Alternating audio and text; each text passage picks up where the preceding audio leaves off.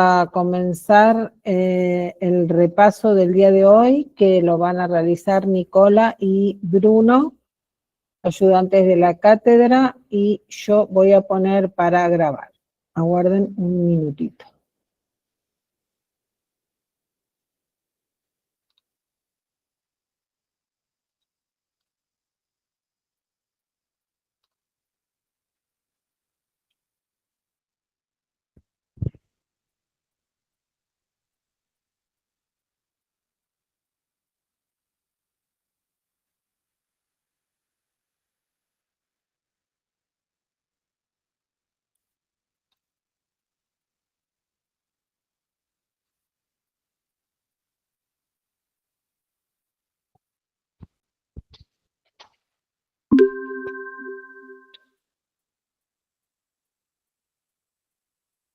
Hay alguien, ahí está grabando, chicos, así que cuando quieran.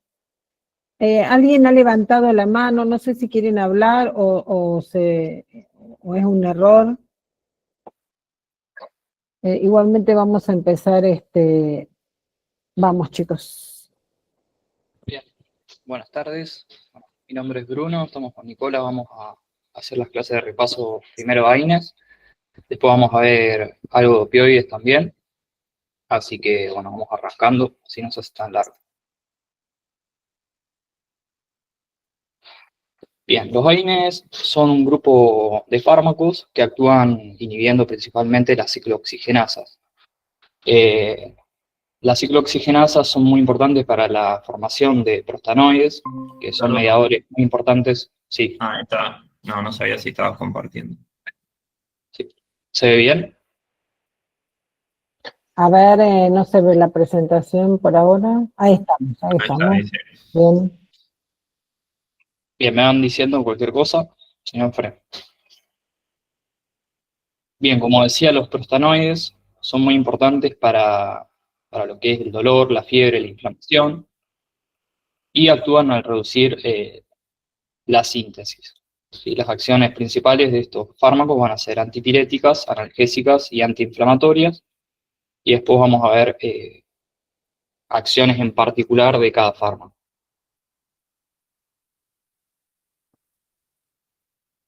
Bien, este es un cuadrito que me pareció importante, principalmente para tener en cuenta de que estos prostanoides se forman a partir de las ciclooxigenasas 1 y 2, ¿sí? Que van a partir del ácido araquidónico. Después va a haber otras vías importantes, como son la de los leucotrienos, pero en las que nos vamos a abocar hoy, principalmente la de los prostanoides y las ciclooxigenasas. Acá lo que grafica principalmente es como la fosfolipasa 2 es la encargada de sacar el ácido araquidónico de la membrana celular, y a partir de esta ciclooxigenasa se van a formar tanto las prostaglandinas como los tromboxanos.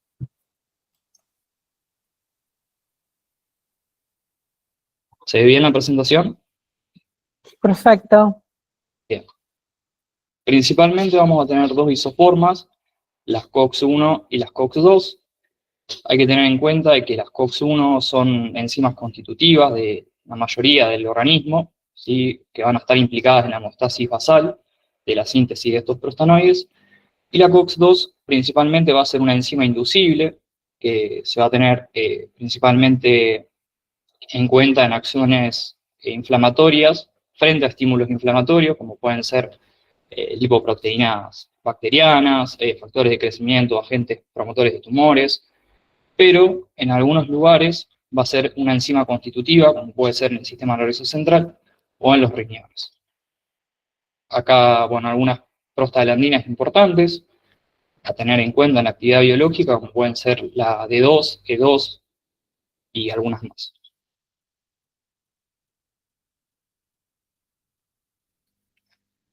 Bien, algún repaso de las acciones, principalmente en la inflamación.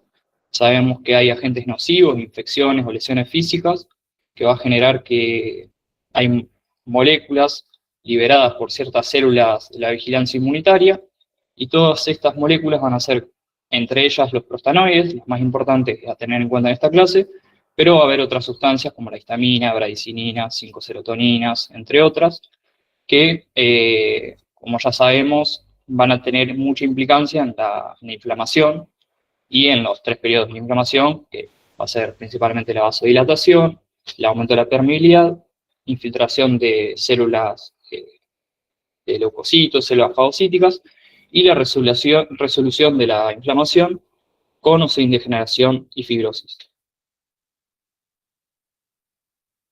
A nivel del dolor, fisiológicamente también hay células no neuronales que van a generar liberación de mediadores inflamatorios. Dentro de estos mediadores van a estar las prostaglandinas y van a generar el fenómeno de sensibilización periférica, que es por un aumento de la sensibilidad de estos nociceptores. Y también a nivel del sistema nervioso central, la presencia de COX-1 y COX-2, que habíamos dicho que ambas enzimas son constitutivas en el sistema nervioso central, va a generar una liberación de prostaglandinas también ante un estímulo que es periférico. Entonces, esto también explicaría la acción central de diversos fármacos en lo que es la analgesia del sistema nervioso.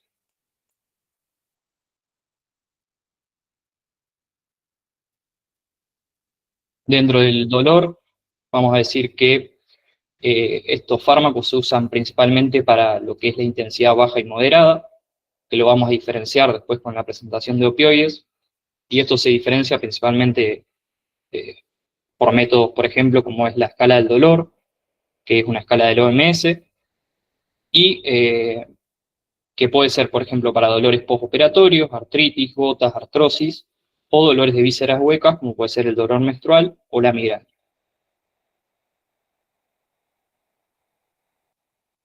Bien, y de la fiebre, nada más recalcar que principalmente va a haber pirógenos exógenos y pirógenos endógenos que van a estar implicados en el aumento de este punto de ajuste hipotalámico y que va a ser el principal mecanismo de la fiebre.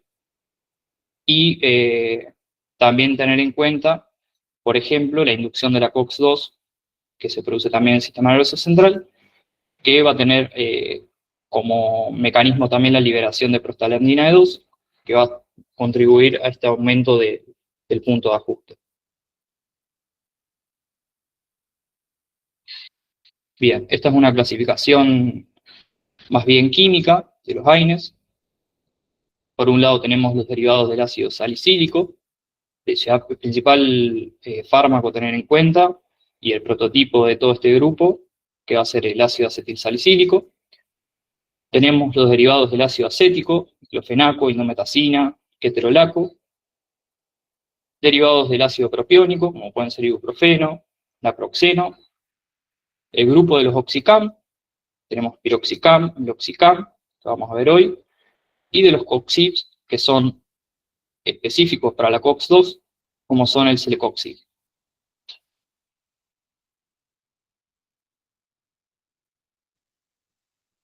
Este es un cuadro de Goodman. Acá lo que intenta referenciar principalmente es clasificarlos en base a su similitud química, como habíamos dicho antes, los grupos. Por el otro lado tenemos la selectividad en base a la isoforma de la COX, es decir, aquellos que son más selectivos de la COX-2, que acá tenemos el grupo de los COXIB principalmente, y un fármaco más antiguo, que es el diclofenaco, que tiene una selectividad parcial por el COXIB2, por la COX-2, perdón. Y después tenemos en base a su vía plasmática. Dentro de la vía plasmática hay que tener en cuenta principalmente fármacos como pueden ser el celecoxib o el meloxicam, que son fármacos que tienen una vida media más larga, por lo tanto, en su uso pueden ser usados principalmente una vez al día o incluso 2. Pero particularmente recalcar que son fármacos que se pueden usar una vez al día.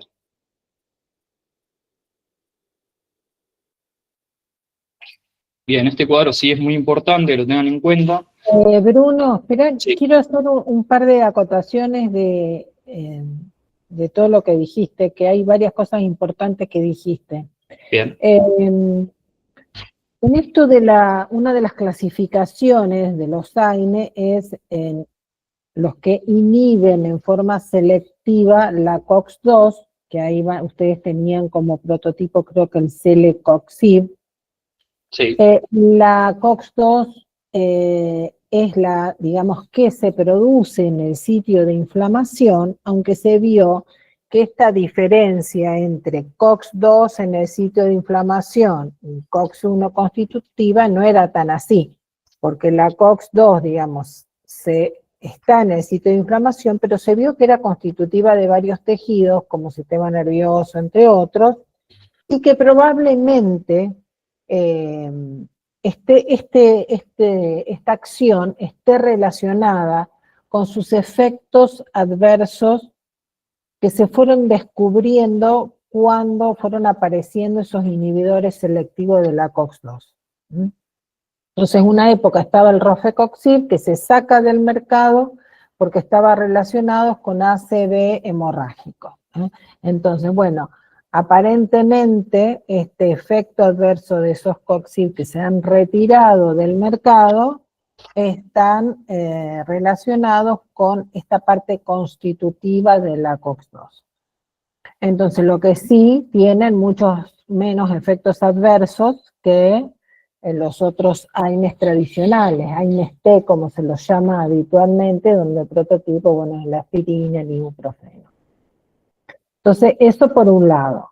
Entonces, la ventaja es, digamos, los menos efectos gastrointestinales que tienen los inhibidores selectivos de la COX-2. Esos inhibidores selectivos de la COX-2, el prototipo es el celecoxib, que suponete que tiene una selectividad para la COX-2 como 200 veces más que los tradicionales. El diclofenac, como dijo Bruno, está ahí como en el medio, ¿no? También está dentro de este grupo, pero sí, no tiene tanta selectividad contra COX-2, tendrá un 50, más 50, en cambio los otros tienen más 200. Esa es una buena diferencia, por eso está en continua revisión siempre el diclofenac, e inclusive su uso en pacientes cardiológicos tiene que estar muy vigilados y a veces está hasta contraindicado. Bien, eso, es necesario que sepan la diferencia entre los tradicionales, los AINES T, como se los llamaba habitualmente, con los inhibidores selectivos de la COX-2, prototipo celecoxib. Y los que están en el medio, como el diclofenac, que tiene como una selectividad intermedia. Bueno, eso como para terminar esta parte. Vamos a empezar entonces con los efectos adversos, ¿no, Bruno? sí. Estaba por mencionar los efectos adversos. Como habíamos dicho, sí, estos son efectos adversos generales. Principalmente hay que tener en cuenta aquellos fármacos que inhiben tanto la COX-1 como la COX-2. Después vamos a ver los del celecoxib, que, como había dicho Marcela, lo que se intenta es evitar todos esos efectos adversos, principalmente gastrointestinales, pero como fue demostrado, tiene efectos adversos principalmente a nivel cardiovascular. Dentro de los efectos adversos, esto es de Woodman. Este cuadro es de la 13ª edición, pero la edición más nueva también lo tiene, es el mismo. Principalmente los gastrointestinales, que son los más frecuentes. Tengan en cuenta de que hay algunos que están reportados para la mayoría, pero no para todos. Como habíamos dicho antes, el celecoxib, por ejemplo, carece de la mayoría de todos estos efectos. Pueden generar incluso, además de vómitos, diarrea y demás, pueden generar ulceración, ¿sí? Que va a tener mucha importancia en el abuso de estos fármacos, e incluso todo lo que sea fenómenos hemorrágicos, como puede ser una hematemesis o melena. Dentro de las plaquetas, puede generar una activación de una plaqueta o disfunción plaquetaria, ¿sí? Trombocitopenia, que, por ejemplo, uno de los efectos buscados con con uno de los AINES, que es el ácido acetilsalicílico, es producir esta inhibición irreversible plaquetaria, principalmente la COX-1, que va a ser un efecto terapéutico buscado.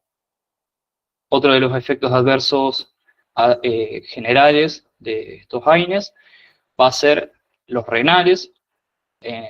Como verán, riñón puede generar múltiples efectos, incluso insuficiencia renal, y esto va a ser también por el efecto que tienen tanto sobre la COX-1 como sobre la COX-2 en la regulación vascular renal. Por otro lado, en los efectos cardiovasculares, principalmente pueden generar hipertensión, pueden generar una disminución del efecto de los antihipertensivos. Eso también es muy importante para tenerlo en cuenta los pacientes que toman algún antihipertensivo y también están en medicación con los AINES. También pueden generar insuficiencia cardíaca, edemas y demás. A nivel neurológico, pueden generar efectos más inespecíficos, como pueden ser somnolencia, ansiedad, malestar general. Sí, a nivel reproductivo es muy importante la prolongación de la gestación, inhibición del trabajo de parto, las reacciones de hipersensibilidad, que también son muy importantes, los efectos adversos a nivel hematológico, que pueden generar algunos agranulocitosis, anemia, anemias aplásicas o hemolíticas. A nivel hepático vamos a ver algunos que son más involucrados con elevación de enzimas hepáticas, hepatitis y demás. Y a nivel dermatológico pueden generar incluso desde reacciones leves hasta reacciones graves como pueden ser un Stevens-Johnson. Y algunas otras reacciones que pueden ser principalmente más inespecíficas, como pueden ser una conjuntivitis, una epistaxis, fiebre, etc.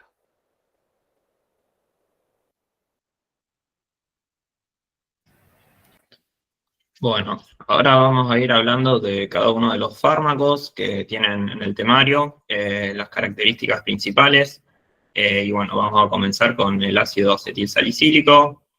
Como mecanismo de acción es importante destacar que inhibe la ciclooxigenasa de forma irreversible.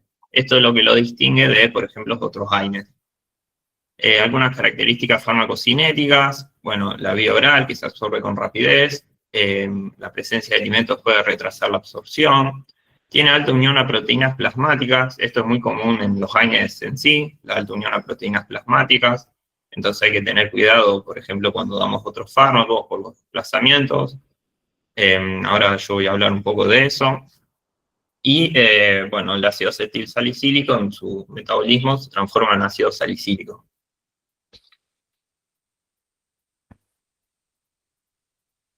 Bien, con respecto a los usos terapéuticos, algo a destacar es que la dosis varía según los usos. Por ejemplo, la dosis analgésica y antipirética, fíjense que es entre 300 y 1000 miligramos.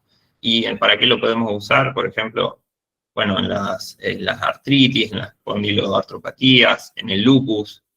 Fíjense que la dosis inflamatoria es mucho mayor, 4 a 8 gramos días, por ejemplo, para la fiebre reumática. Y sí que es muy común en pacientes que, por ejemplo, tuvieron un infarto, como medida de prevención, se utiliza como antiagregante plaquetario. Fíjense la dosis, que es menos 100 miligramos día. Y otro uso que, bueno, es un tipo de vasculitis que se ve en pediatría más que nada, que es la enfermedad de Kawasaki, para que tengan en cuenta.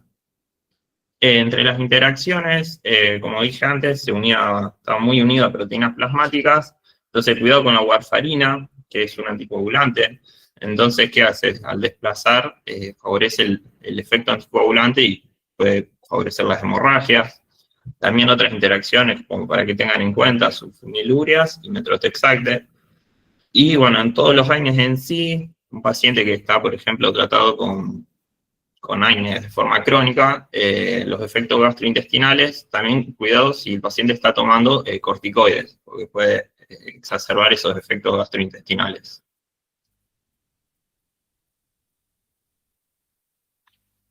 Bien, entre los efectos adversos del... Hola, pasame la anterior, que quiero decir un par de cosas importantes. Sí. Qué importante es los usos terapéuticos como analgésico, como antipirético, como antiinflamatorio y como antiagregante plaquetario, porque es el único de los AINES-T que es antiagregante plaquetario, ¿no? Después nosotros no tomamos dosis, pero es necesario que aunque sea estas, las tengan presentes. ¿Por qué? Porque fíjense lo que son las dosis antiinflamatorias, está entre 4 y 8 gramos día, muy altas, ¿eh? Son dosis muy altas, las analgésicas un poco 325 a 1 gramo día, y las dosis antiagregantes plaquetarias muy mínimas, es de 75 a 325 miligramos día, dice alguna literatura. Teniendo en cuenta que las cardioaspirinas tienen 75 u 80 miligramos, Sí. o las aspirinetas tienen 100 miligramos, o sea, son dosis mínimas, pero bueno, es una característica importante del ácido acetilsalicílico que tiene estos tres usos principales: analgesia, la fiebre, antiinflamatoria y antiagregante plaquetario. Después las interacciones, bueno, con todos los fármacos que son irritantes gastrointestinales, se van a potenciar los efectos de todo lo que es irritación de la mucosa gastrointestinal, ¿no? Con la warfarina, bueno, la warfarina es un anticoagulante, pero hay que tener presente que la aspirina es un antiagregante plaquetario, no es un anticoagulante, es un antiagregante plaquetario, hemostasia primaria estamos hablando acá. Entonces, bueno, tener en cuenta eso. Con las sulfonilúreas, un poco por la gran unión a proteínas plasmáticas, como para tener en cuenta. Bien, yo voy aportando, Nicola, Sí, está bien. cosita como para ir reforzando.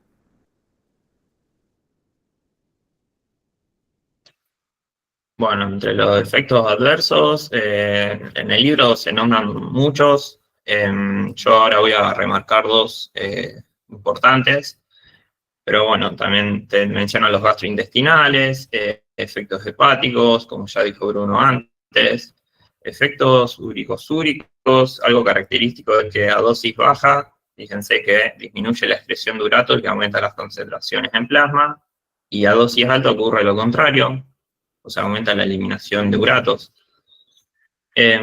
Ahora voy a destacar este efecto hematológico, que es por la inhibición irreversible de la función plaquetaria. También se describen efectos ototóxicos a dosis altas.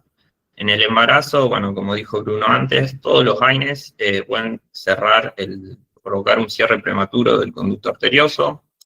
Bueno, vamos a ver más adelante que hay uno de estos AINES que se utiliza para esto, una vez que ya nació el bebé. Reacciones de hipersensibilidad, se ha visto con la aspirina.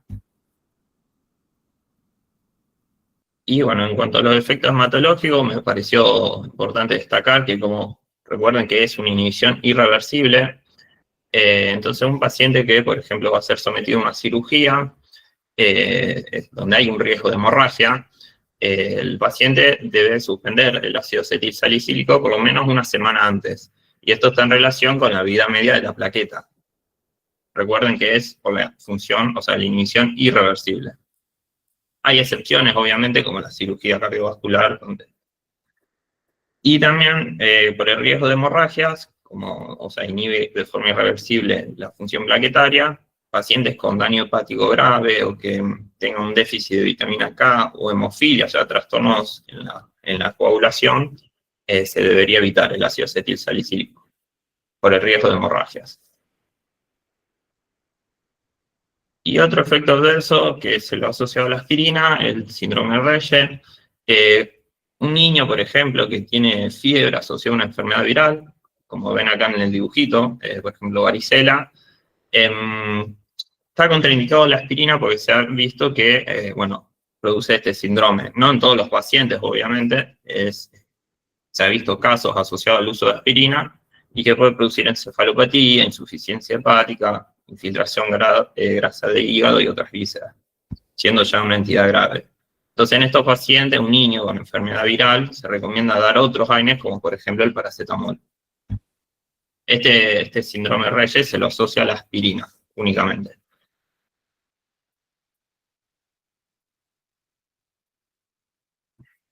Y bueno, este cuadrito está en el Goodman, que resume más o menos lo que fui diciendo.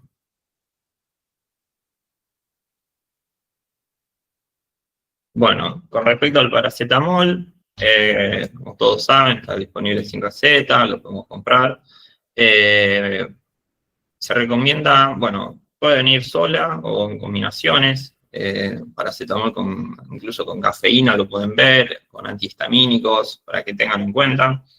Y la dosis máxima recomendada es de 4 gramos día. Ahora después voy a explicar por qué, porque seguro conozcan la intoxicación con paracetamol. Con respecto al mecanismo de acción, es un inhibidor no selectivo de la COX. A diferencia del ácido acetilsalicílico, es reversible, no es como el ácido acetilsalicílico. Pero tiene una característica que van a leer que el paracetamol no es antiinflamatorio, y esto se asocia a que actúa en el sitio de peróxido de la enzima, que es diferente al resto de los AINES. Entonces, ¿qué pasa? En un proceso inflamatorio hay altas concentraciones de peróxido. Entonces disminuye la actividad inhibitoria de la ciclooxigenasa. Entonces esto hace que el paracetamol no tenga efectos antiinflamatorios. Esto es importante que tengan en cuenta que el paracetamol, por eso se dice que no tiene actividad antiinflamatoria. Es por estos sitios de peróxido, que están muy elevados en la inflamación.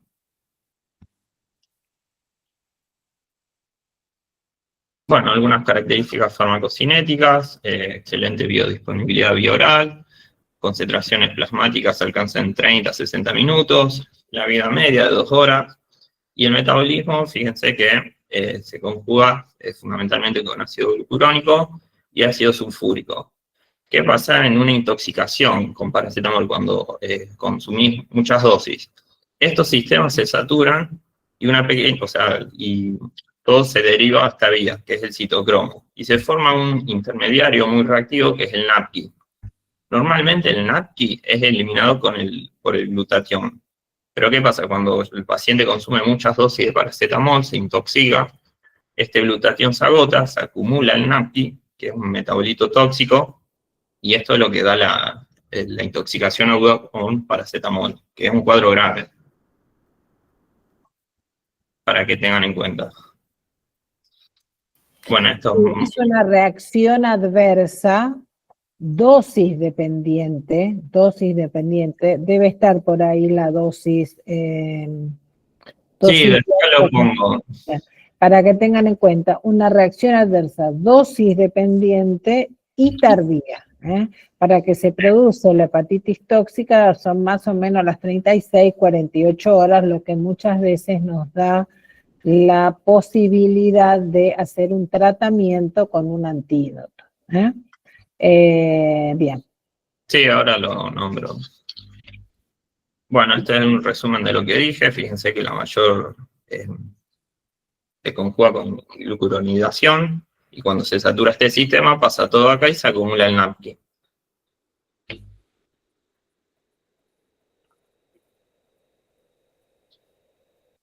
Bueno, esto es más o menos lo mismo. Y ahora la próxima. Está después. Bueno, los usos terapéuticos del anterior habías puesto cuál es la dosis probablemente hepatotóxica ahí abajo, que sí, tiene. Están basados diapositivas, Bruno. Bien. Escúchame, ahí pusiste más de 200 miligramos en adulto. No sé si Goodman lo dice acá. Dice, en general nosotros asociamos la hepatotoxicidad o la probable hepatotoxicidad con dosis por encima de 140, 150 miligramos kilo de peso. En Goodman, no sé, creo que dice 140 Goodman. O sea que más, digamos, lo hacemos más por miligramos kilo de peso que con una dosis como de 10 gramos. Hay que ver lo que pesa el paciente también. Y en niños sí también, fíjense que dice en una decía, en la otra me parece 140 miligramos kilo de peso. Sí, pasa, es donde 2 diapositivas.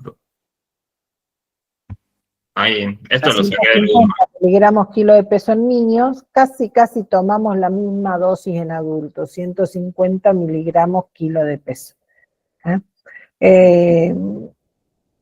Bien, o sea que la hepatotoxicidad, la necrosis hepática está relacionada con una dosis.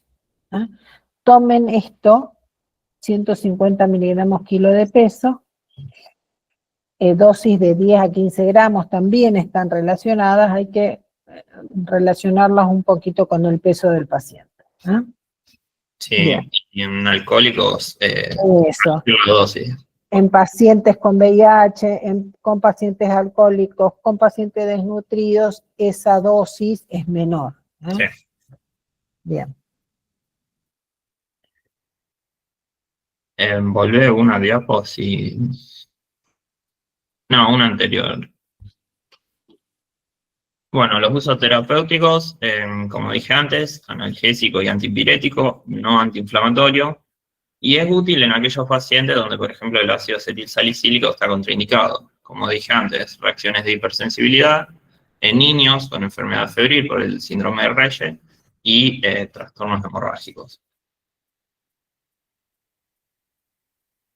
Bueno, entre los efectos adversos, fíjense que también produce efectos gastrointestinales, pero son menos frecuentes, y esto se ha asociado porque hay una inhibición de la ciclooxigenasa del 50% a comparación de otros AINE que se lo asocian un poco. Y como dijimos antes, la necrosis hepática, la intoxicación.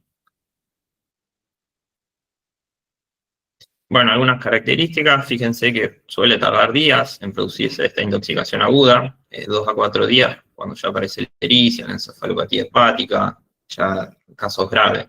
Y el tratamiento, tenemos el N-acetilcisteína como antídoto, fundamental. Y bueno, esto es un resumen sacado del libro.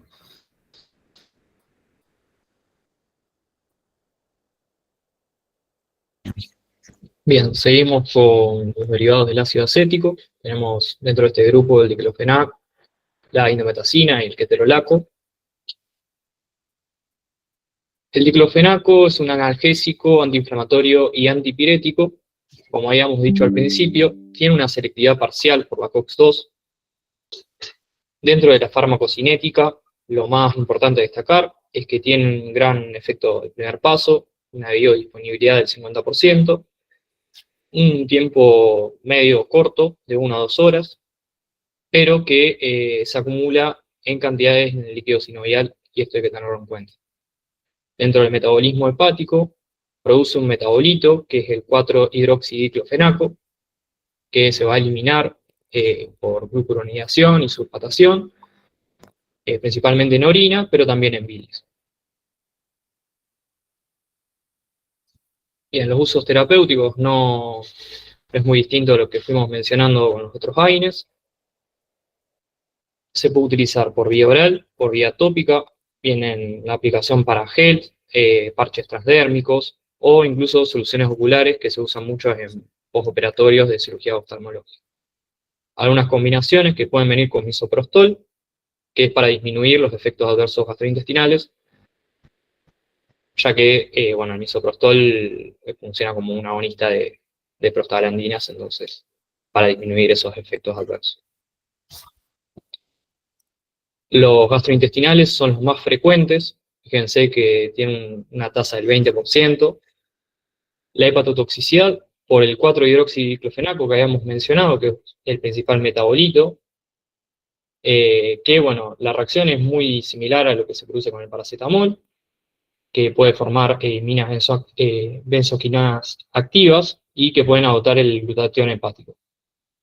Las reacciones de hipersensibilidad también son frecuentes y tiene una incidencia de hipertensión e infarto similar al uso del celecoxib, como habíamos mencionado antes,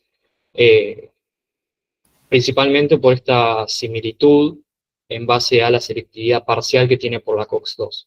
Exacto, eso es lo que decíamos antes, ¿no? Que está en continua vigilancia el diclofenac porque tiene una selectividad superior a la inhibición de la COX-2 que los AINES tradicionales. Y otros efectos, como pueden ser a nivel del sistema nervioso central, el deterioro de la función renal y los edemas, que comparte con muchos otros. Bien, esto también es de ¿Cómo se Goodman. llaman los nombres comerciales del diclofenac, el famoso... ahora no me acuerdo.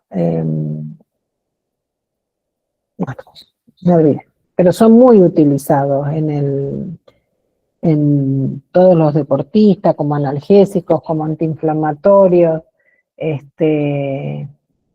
bueno, para las tendinitis, para las mialgias, para los traumatismos, como antiinflamatorios.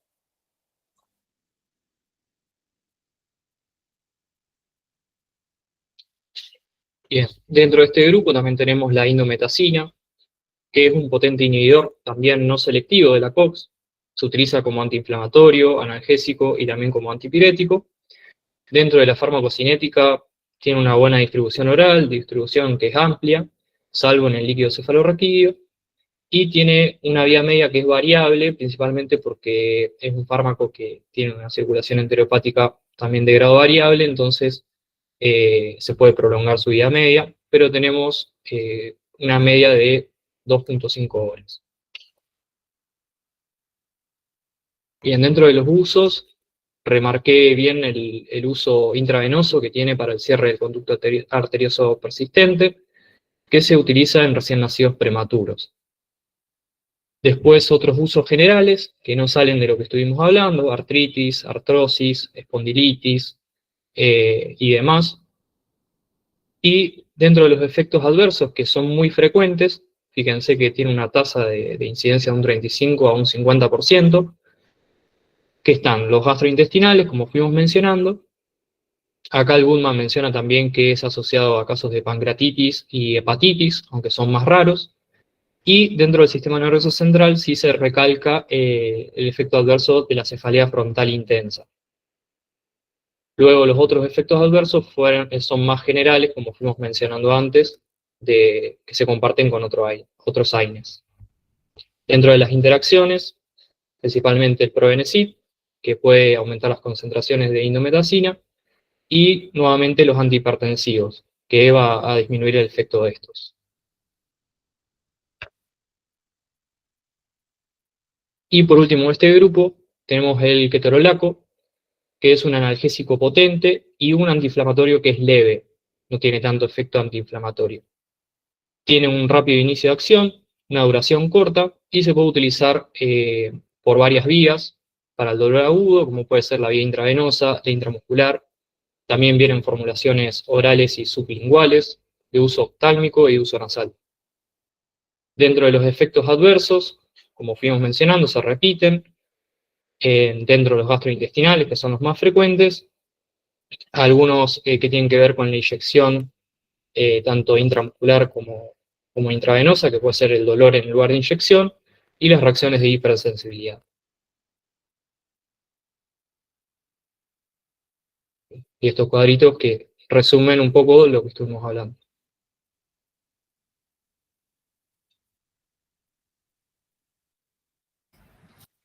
Bueno, ahora vamos a ir con derivados del ácido propiónico, son dos, ibuprofeno y naproxeno.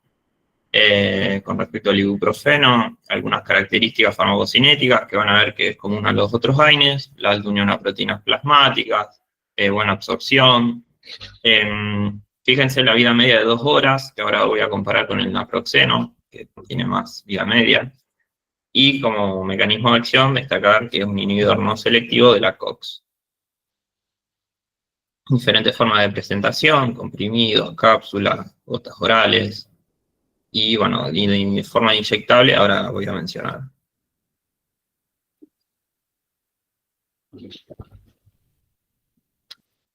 Bueno, entre los usos son muchos, ya los venimos repitiendo: artritis, tendinitis, cefalea, dismenorrea. Una alternativa a la indometacina que refirió Bruno es el ibuprofeno en forma inyectable. Esto se debe a las prostaglandinas que mantienen o sea, el conducto abierto. Y entre los efectos adversos, destacar siempre los gastrointestinales como los más frecuentes. Pero tenemos otros, como pueden ser erupciones cutáneas, mareos, cefaleas. También se ha visto edemas, división borrosa y casos raros, trombocitopenia.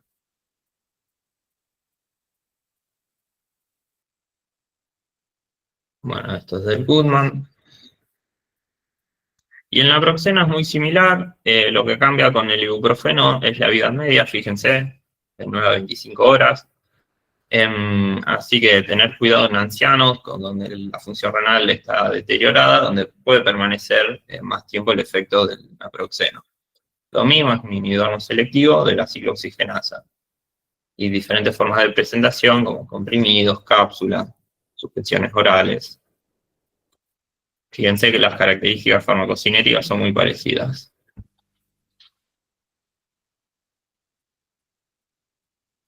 Bueno, los usos terapéuticos los mismos: artritis, condilitis, dismenorrea, tendinitis, bursitis. También es uno de los fármacos que se puede usar para la gota, y entre los efectos adversos destacan los gastrointestinales. Y también del sistema nervioso central se lo puede dar cefalea, somnolencia, mareos y vértigo.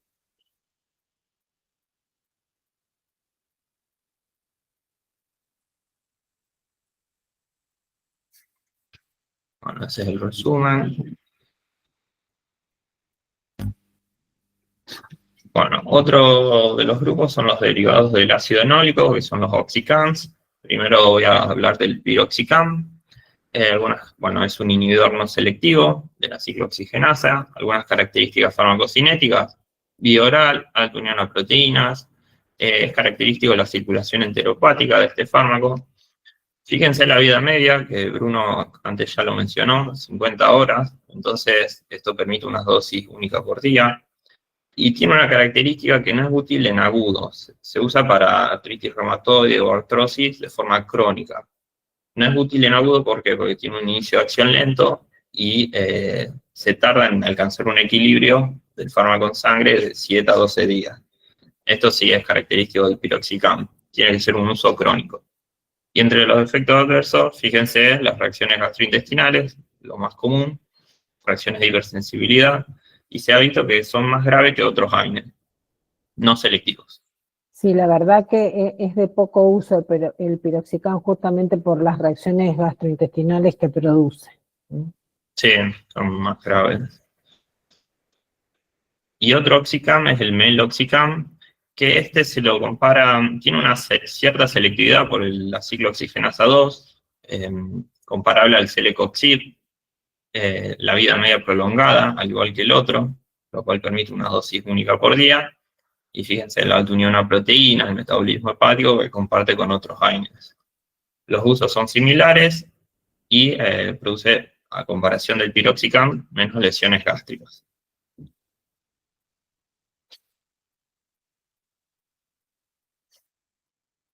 Son del Goodman.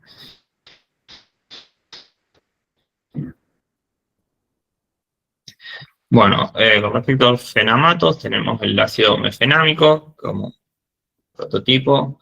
Es similar a los AINES, en el libro no hay mucha descripción de los mismos. Lo único a destacar es que no se recomienda en niños y en mujeres embarazadas. Fíjense, los usos son todos similares: menorrea, artritis, artrosis. Y entre los efectos adversos destaca el aumento de las transaminasas. También puede dar diarrea y, en casos muy raros, anemia hemolítica autoinmune.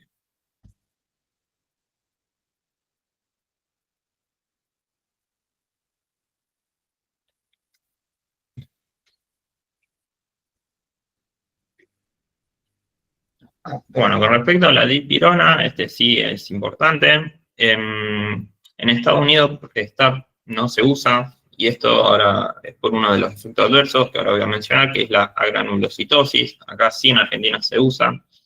Algunas características farmacocinéticas: puede ser vía oral o parenteral, la vida media de 6 a 9 horas. Y fíjense los usos, que es como antitérmico y analgésico. No tiene actividad antiinflamatoria, o es leve.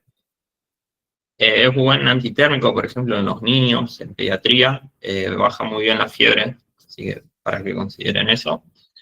Y entre los efectos adversos es característico, no siempre obviamente, puede dar a granulocitosis. Por eso en algunos países como Estados Unidos no se comercializa. También se ha visto anemia plástica y bueno, los que comparte con otros AINES como los gastrointestinales, renales y de hipersensibilidad. Algunas interacciones con anticoagulantes dependientes de la vitamina K, que puede aumentar la anticoagulación, y la colestiramina disminuye la absorción de la dipirona.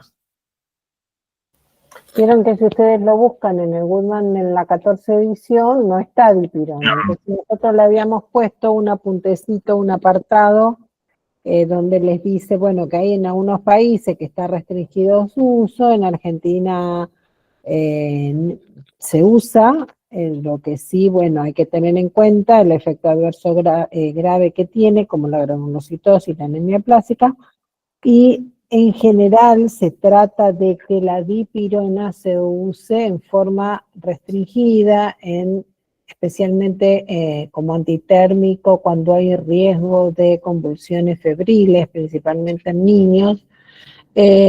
O sea, que no sea un uso indiscriminado, ¿no? Sino que sea para situaciones puntuales. Es un excelente analgésico y es un excelente antitérmico, pero con los efectos adversos que están asociados hay que tener mucho cuidado y restringir su uso para situaciones puntuales.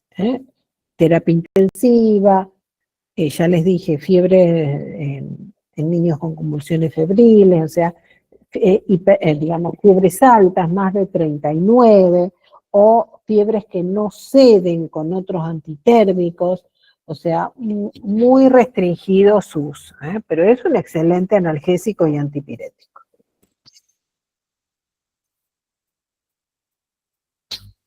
Bueno, y para ir finalizando ya con los AINES, tenemos el Celecoxib.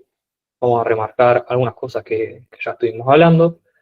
Tiene una vida media que es de 11 horas. Como habíamos dicho, permite 1 o 2 dosis administraciones diarias, que para los usos crónicos puede beneficiar a los pacientes. Tiene una menor tasa de efectos adversos gastrointestinales y deben evitarse en estos pacientes que habíamos dicho con riesgo cardiovascular o cerebrovascular aumentado, en donde se ha demostrado que tienen mayor riesgo. Los usos terapéuticos, como habíamos mencionado, no hay nada nuevo. Y los efectos adversos sí, recalcar mucho esto del riesgo de infarto agudo de miocardio y la apoplejía o la ACV, que está muy relacionado en la dosis tiempo. Luego otros efectos cardiovasculares, como pueden ser la hipertensión y el edema, que comparten con otros AINES, y sí está demostrado que produce una disminución de la densidad mineral ósea con el uso crónico.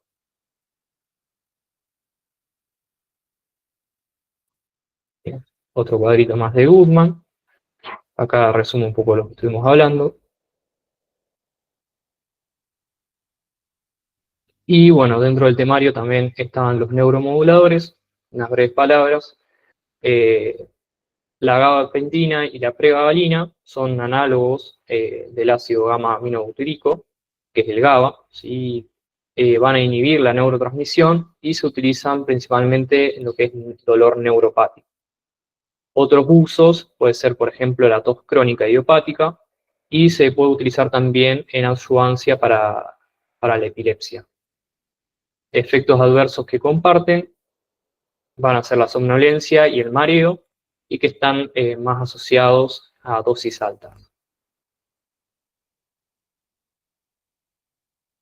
Bien. Muchas gracias.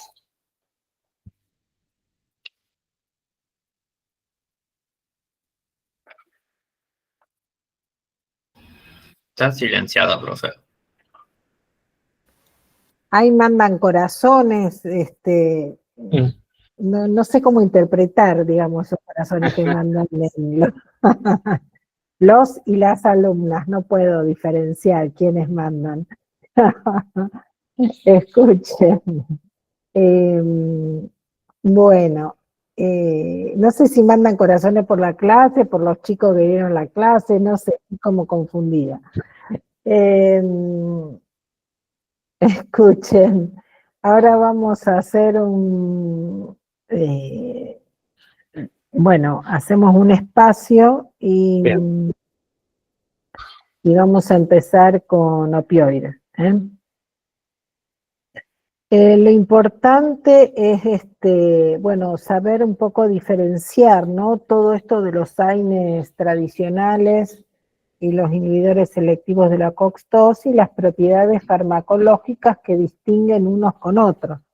Es importante saber estas propiedades de la aspirina, como dijimos, como analgésica, antipirética, antiinflamatoria y antiagregante plaquetaria.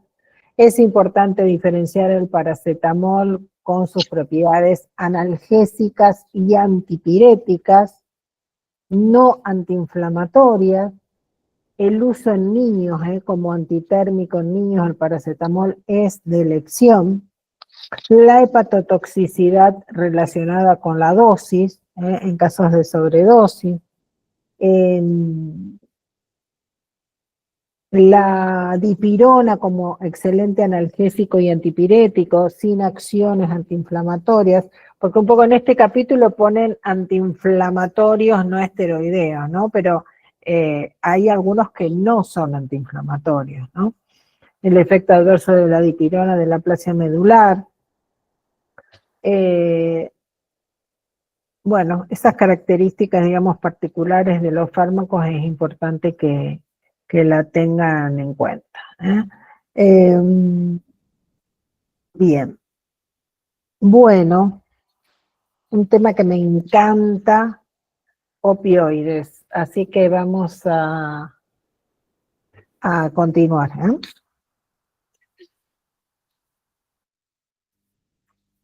Bien, comenzamos hablando de los analgésicos opioides.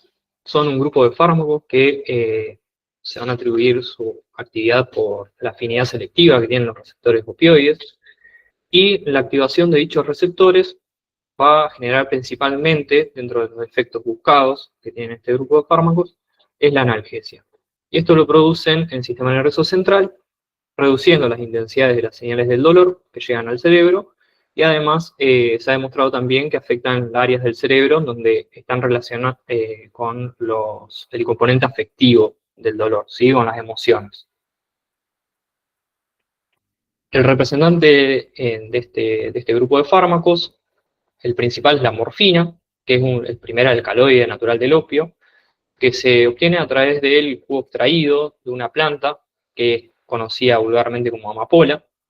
Ahí puse el nombre, Papaver somniferum, y a lo largo de la historia se ha buscado reducir las propiedades perjudiciales o algunos de los efectos que tienen los agonistas similares a la morfina, y se han hecho modificaciones en la estructura para introducir nuevos fármacos con menor incidencia de estos efectos. Después lo vamos a ir nombrando. Bien, según su estructura, tenemos los análogos a la morfina. Acá tenemos nombres muy conocidos como la heroína, codeína, hidromorfona, la oxicodona, oximorfona y demás. De los derivados de la fenilpiperidina, dentro de este grupo vamos a hablar principalmente del fentanilo y los análogos, y la loperamida.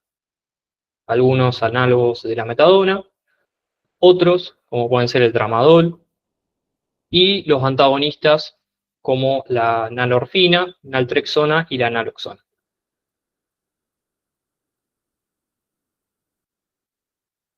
Bien, importante diferenciar el concepto opioides de opiáceos.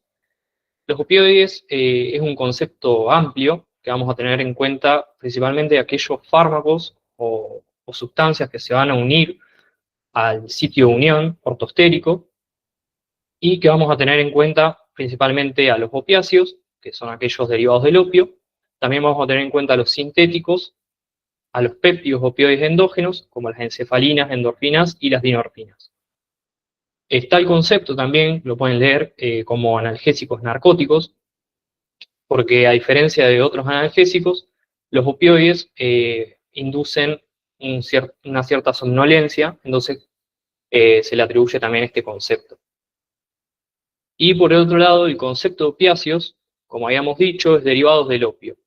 Acá tenemos los opioides, los originales, como la morfina o la codeína, compuestos relacionados que se extraen del mismo jugo, como pueden ser la tebaína, la noscapina, papaverina, que son sustancias que tienen algún efecto que se pueden usar en farmacología para la fabricación de ciertos medicamentos. Algunos son relajantes del músculo liso, algunos tienen efectos antitusivos, etc.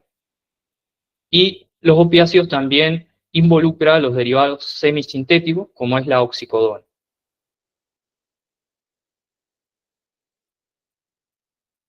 Bien, dentro de los receptores opioides, sabemos que los receptores opioides son un tipo de receptor acoplado a proteína G, tiene 7 dominios transmembrana. Vamos a tener 4 tipos. De esos 4, 3 son los clásicos. El principal es el receptor de opioides mu, también en algunos lugares se lo denomina MOP. El receptor delta o DOP, el kappa COP. Luego, en algunos lugares también pueden leer el receptor de nociceptina, que si bien tiene una homología estructural con los otros receptores, va a actuar con otros ligandos y tiene una farmacología distinta. Y también es importante destacar que estos receptores no se unen a los antagonistas opioides como pueden ser la naloxona. Ahí Bruno les había puesto en la primera tablita, cuando pones todos los opioides, es importante esa. Ahí, cuando ven los antagonistas de receptores para opioides, y que ustedes tienen que saber, el más importante es la naloxona, que es la que está nombrando Bruno en la otra diapo, de este receptor de nociceptina. Bien.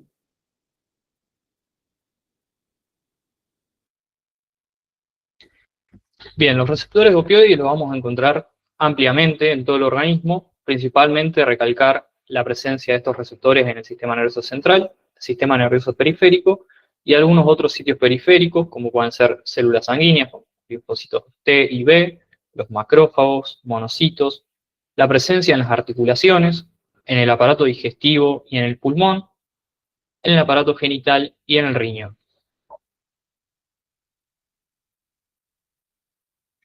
Bien, este cuadro está hecho en base al Goodman, para que lo tengan en cuenta.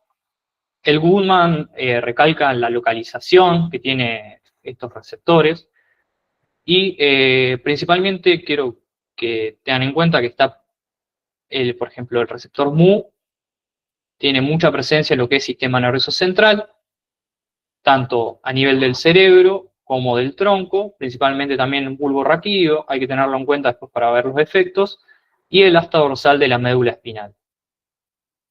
Esto se correlaciona, por eso lo pongo, con los efectos que tienen estos receptores, como son la analgesia, la sedación, algunos efectos como son la depresión respiratoria, que son importantes en estos fármacos, la inhibición del tránsito gastrointestinal, y algunos otros efectos que vamos a ver en relación a los ejes hormonales y demás. Los receptores delta, como verán también, tienen presencia principalmente en el sistema nervioso central, principalmente en cerebro, y uno de los efectos también es la analgesia y la reducción de la motilidad gástrica. Otros efectos que se han atribuido a este tipo de receptor son en base al estado de ánimo.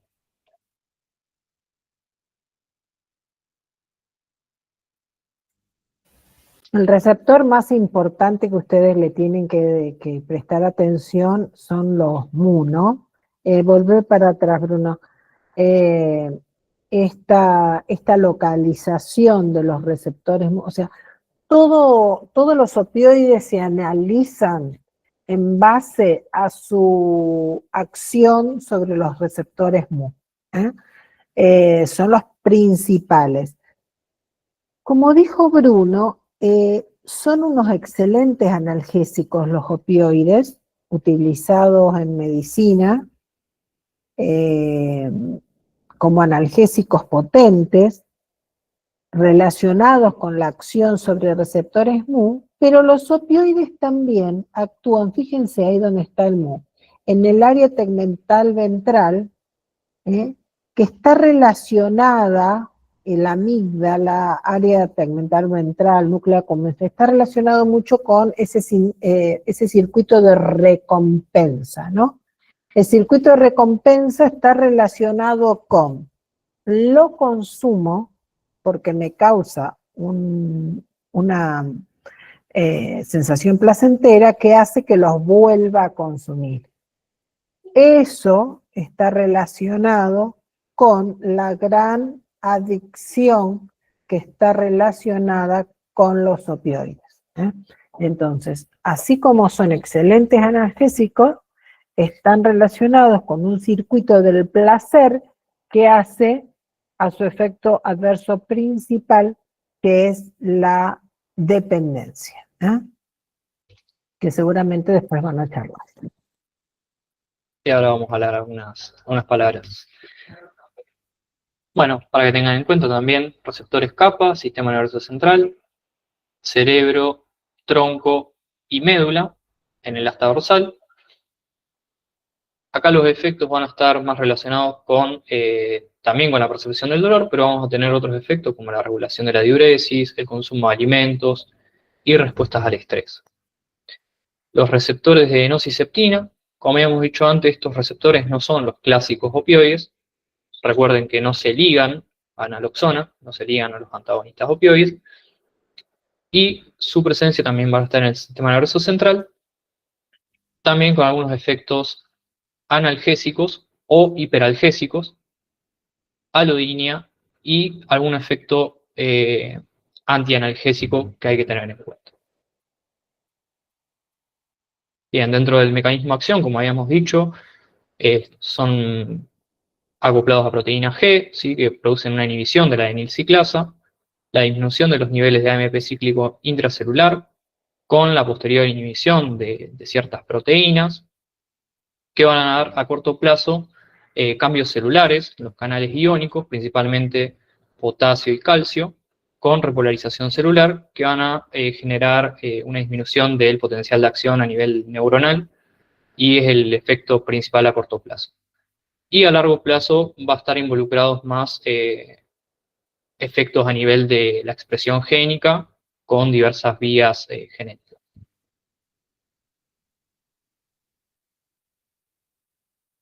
Bien, este cuadro también es sacado de Goodman.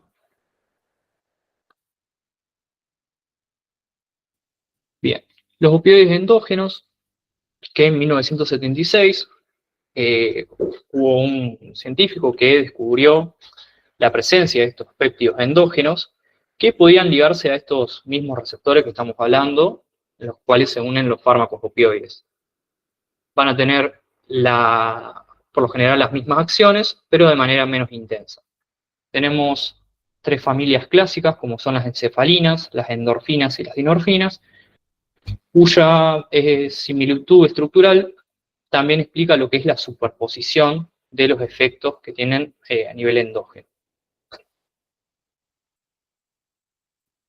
Como dije, estas familias de opioides endógenos van a tener una similitud estructural y explica también acá cómo a nivel de los receptores van a tener en algunos cierta predominancia, por ejemplo, por los receptores delta sobre los mu y delta sobre los kappa y demás, que no es importante en este momento recordar, solamente recordar que existen estos opioides endógenos y que cumplen efectos muy similares a lo que se mencionan con los fármacos, porque actúan a nivel de los mismos receptores.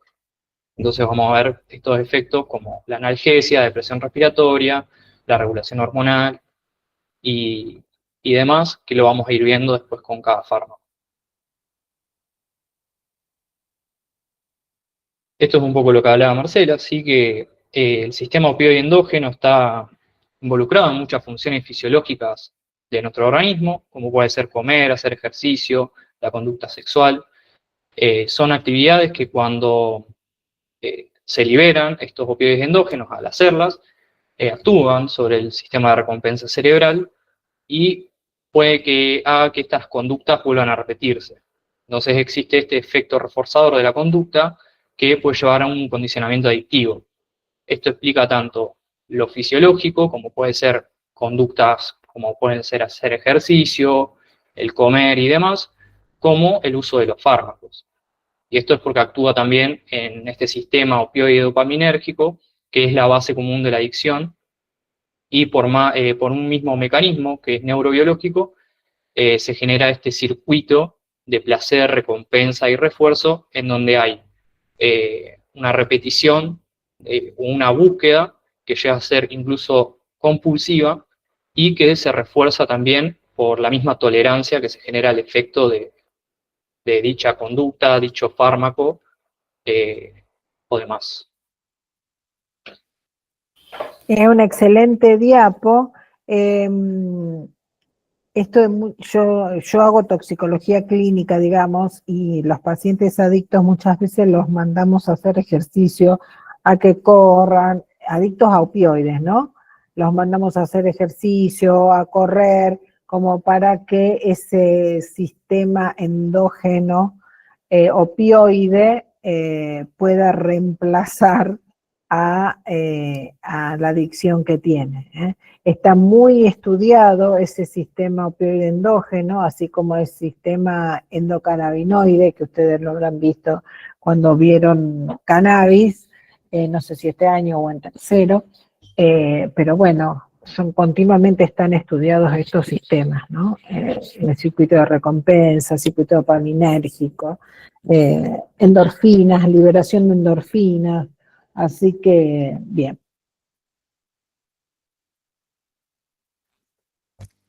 Bien, dentro de los opioides exógenos, lo vamos a definir principalmente por una selectividad que tengan y en base a las propiedades funcionales. Las propiedades funcionales, como ya lo habrán visto en farmacología, los vamos a definir en agonistas, agonistas parciales, antagonistas. También está el concepto de agonista inverso, los agonistas selectivos y los moduladores alostéricos. Lo que más importa recordar es que los agonistas se van a unir al sitio ortostérico y van a desencadenar esa respuesta fisiológica máxima por la cual dicho receptor tiene su búsqueda. En cambio, los agonistas parciales tienen una menor actividad intrínseca que un agonista puro e incluso está descrito que pueden comportarse como antagonistas en presencia de estos. Los antagonistas que impiden la unión al sitio ortostérico, los agonistas inversos que tienen una acción principalmente estabilizadora de los receptores, que los llevan hacia conformaciones más inactivas y así disminuyen la actividad constitutiva de los receptores. Luego tenemos los agonistas selectivos, que son selectivos principalmente para las vías intracelulares de las que habíamos hablado antes, principalmente que si son selectivos para las vías de proteína G o las vías genómicas de la beta-arrestina y demás.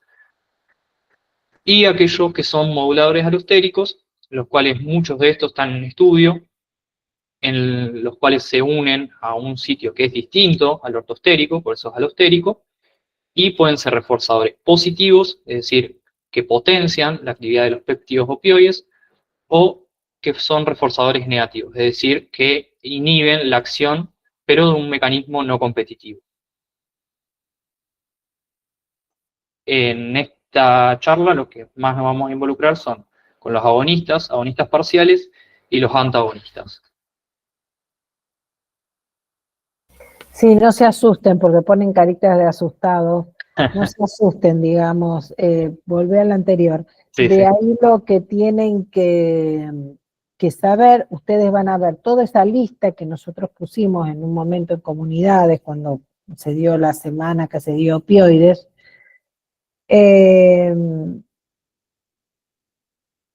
Pusimos la lista de agonistas, que son todos los que tenemos en la lista. Hay un ejemplo de agonista parcial, que es la buprenorfina, y el ejemplo del antagonista, que es la naloxona. Entonces, todos son agonistas, la buprenorfina es el agonista parcial y el antagonista es la naloxona. El agonista parcial, eso ustedes ya lo vieron en farmacodinamia, en tercer año. El agonista parcial a bajas dosis se hace un efecto sumativo, digamos, a los péptidos endógenos, y a altas dosis se comporta como un antagonista del tipo competitivo.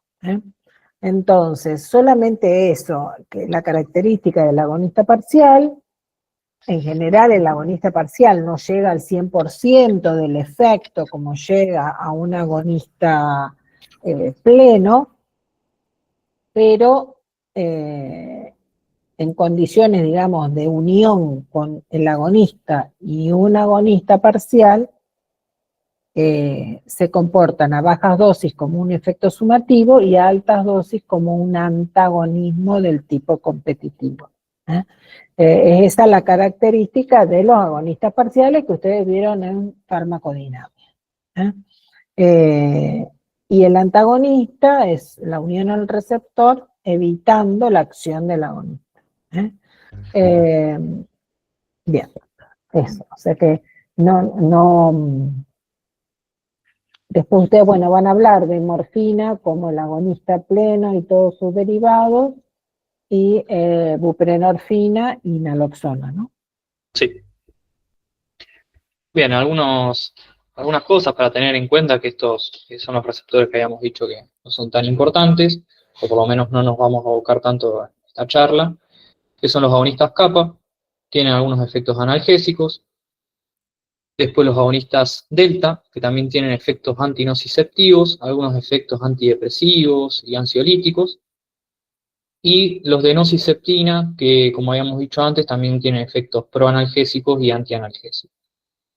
Algunos de los usos también que se han descrito son para el tratamiento de la ansiedad, la depresión y el abuso de sustancias. Ahora sí, vamos a ir con la farmacología, principalmente de los opioides de uso clínico. Para empezar, primero quiero recalcar que vamos a ser selectivos para los receptores Mu, como habíamos dicho en un principio, y vamos a tener en cuenta la distribución, como habíamos dicho, es amplia en el sistema nervioso central y en la periferia. También tenemos la eficacia, vamos a hablar de agonistas plenos y agonistas parciales, y la selectividad del receptor o el objetivo terapéutico que estamos buscando. Bien, algunos cuadritos para mostrar lo que un agonista opioide Mu, como la morfina, tenemos todos los análogos que habíamos dicho antes, van a ejercer sus efectos principalmente en el sistema nervioso central. Vamos a tener efectos analgesia, que es el principal efecto buscado.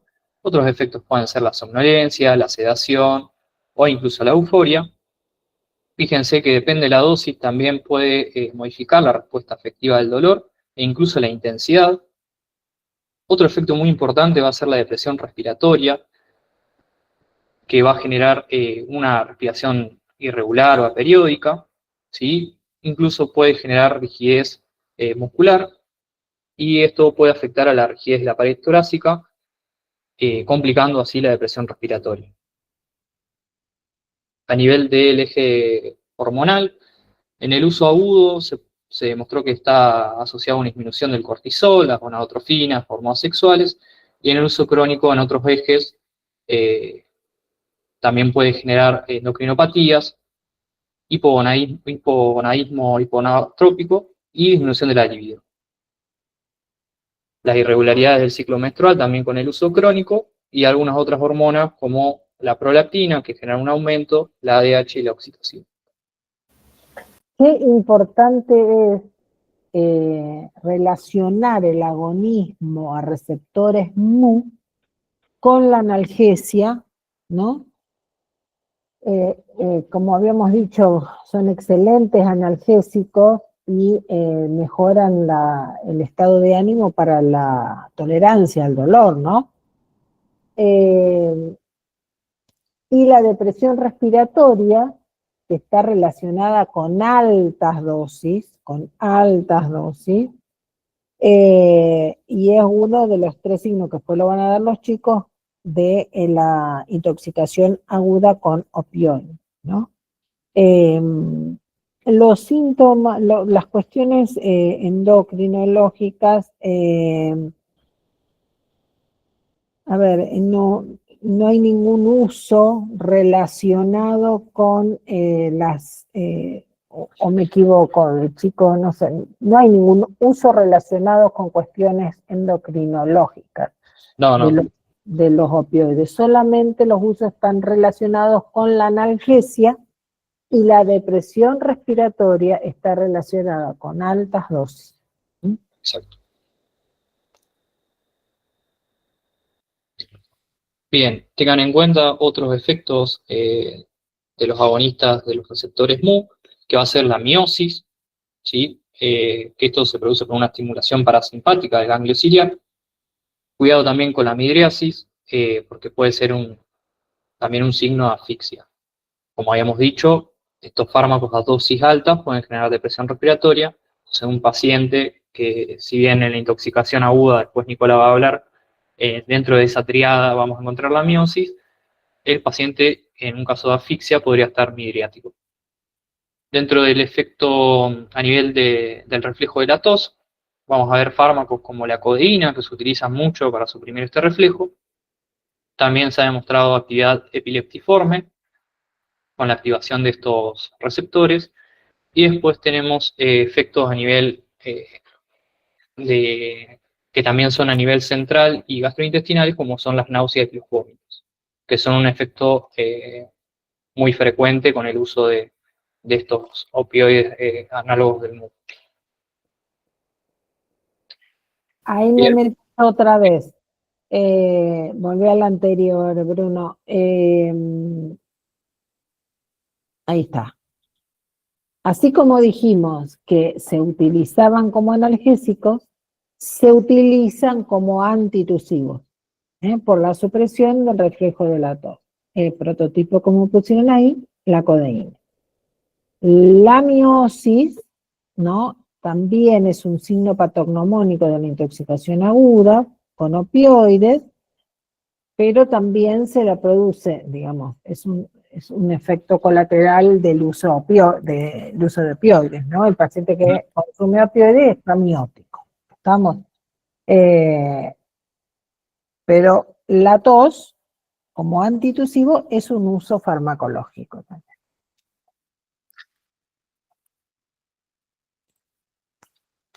bien, otro efecto muy importante es que puede producir desgranulación de los mastocitos y liberación de histamina, que puede generar reacciones sistémicas que pueden incluso ser graves, como la broncoconstricción, la vasodilatación periférica, que puede generar a nivel cardiovascular que una reducción de la resistencia periférica y una inhibición también que tienen estos receptores a nivel de los reflejos, de los vasoreceptores, un aumento de la hipotensión ortostática. Además, puede producir vasodilatación y prurito, también por este efecto que teníamos a nivel de la liberación de histamina. Y importante recalcar que el receptor encargado de esta liberación de histamina en los mastocitos no va a ser el receptor Mu, es otro receptor que es un receptor llamado X2 y que no va a responder a los antagonistas. Es decir, es un efecto que no se puede revertir con, por ejemplo, naloxona.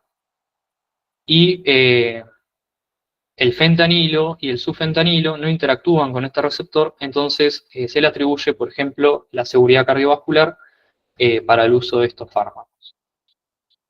Otro efecto a nivel cardiovascular muy importante es la disminución del inotropismo, el cronotropismo y la precarga. Y si recuerdan en cardiopatía isquémica, también por el uso analgésico del dolor de la morfina, a este efecto sumatorio que tiene a nivel cardiovascular también sería favorable por la disminución de la demanda de oxígeno a nivel del músculo miocárdico. Entonces el paciente podría ser favorecido. Altas dosis también pueden generar rigidez muscular y mioclonías.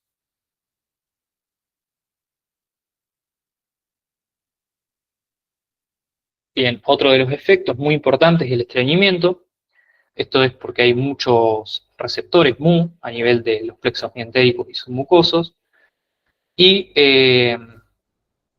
también la contracción del esfínter de Oddi, que está asociado también a casos de pancreatitis aguda, que justamente por el jugo pancreático que no se puede ser excretado a la segunda porción del duodeno, y que generaría un aumento intracinar de este jugo pancreático con la activación de las proenzimas pancreáticas, dando así una pancreatitis.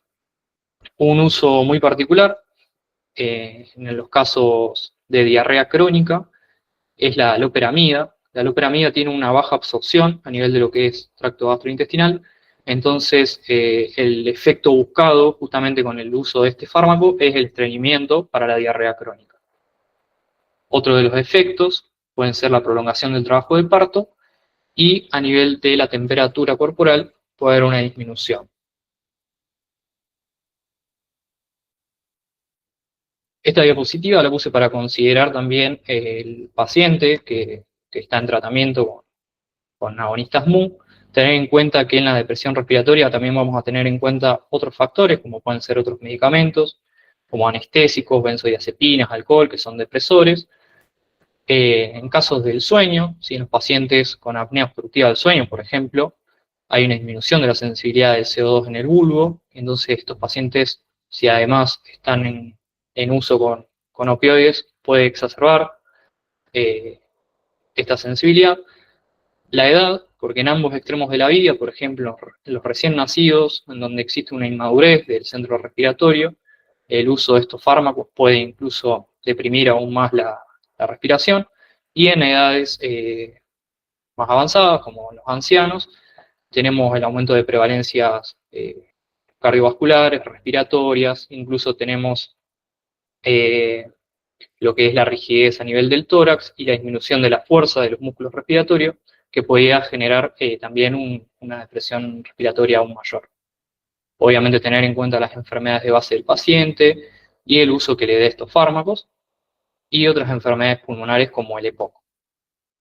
Tengan en cuenta que la depresión respiratoria, si bien es un efecto que se produce a dosis muy altas, puede ser antagonizado con los antagonistas que estuvimos hablando, ¿sí? Por ejemplo, la naloxona.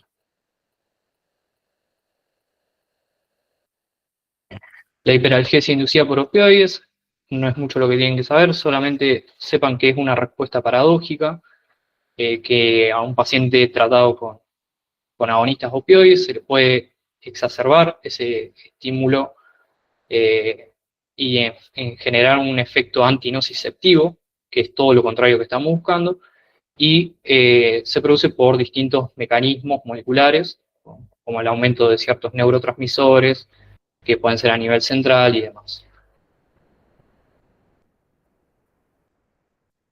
Bien, ya arrancando con la morfina, algunos aspectos para destacar principalmente es tener en cuenta que su pico analgésico se produce aproximadamente a los 30 a 60 minutos de una administración parenteral. Va a producir principalmente por la conjugación del ácido glucurónico dos metabolitos muy importantes, van a ser la morfina 6-glucuronio y la morfina 3-glucuronio. Estos complejos son más polares y pueden atravesar mejor la barrera hematoencefálica. Tengan en cuenta que la vida media es de 2 a 3 horas, pero con la presencia de estos metabolitos se puede extender. Y la eliminación va a ser principalmente por vía renal. La codeína, como habíamos dicho, es un agonista opioide natural. Se puede administrar por vía subcutánea, intramuscular o oral. Y habíamos dicho, tiene una baja potencia analgésica, porque principalmente para el efecto analgésico tiene que transformarse en morfina. Solamente un 10% se termina formando en morfina, aproximadamente. Y por lo tanto, no es tan usado como analgésico, pero sí es un agente antitusivo muy eficaz. Además, también tiene menor incidencia en lo que es depresión respiratoria, entonces lo hace un fármaco muy seguro. Y la vida media suele ser de 2 a 4 horas, la eliminación principalmente por formas inactivas en orina. La oxicodona, que es una opioide agonista Mu, es semisintético, Lo pueden ver en formulaciones solamente de oxicodona o combinados, por ejemplo, con los AINES. Por metabolismo hepático va a producir la oximorfona, que es un metabolito aún más potente. Y en Estados Unidos es uno de los fármacos que más se abusa.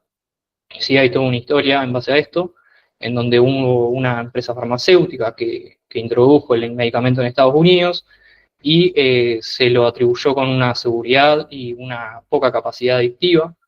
Y fue un gran impacto el que se reportó con este uso de oxicodona, con un gran impacto social, ¿sí? ¿Cómo se llama la película esta que yo no me acuerdo la serie Hay una serie que se llama Medicina Letal. eso, del Oxycontin, de Purdue? Es muy buena, que trabaja Michael Keaton, el que digo yo, que es excelente. Bien.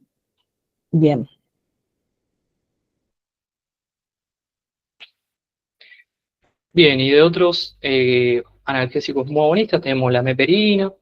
Estos, para recalcar, la meperidina tiene un inicio rápido, una duración intermedia. Vemos efectos similares a la morfina, analgesia y depresión respiratoria a dosis altas.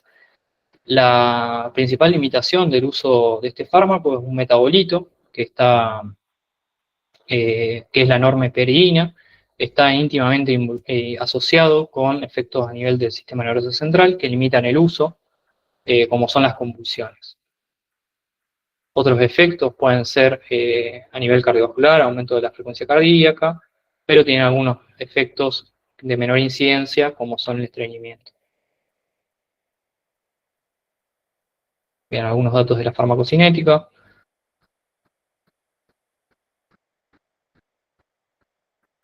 Con respecto a la contracción del esfínter de Oddi, Sí, que vos ponés algo, no me perdí, espera, que la meperidina me parece que era la que menos producía, o sea que todos producen contracción del esfínter sí. de Oddi, pero ¿no? La meperidina me parece que es el que menos lo produce, ¿no? Acá.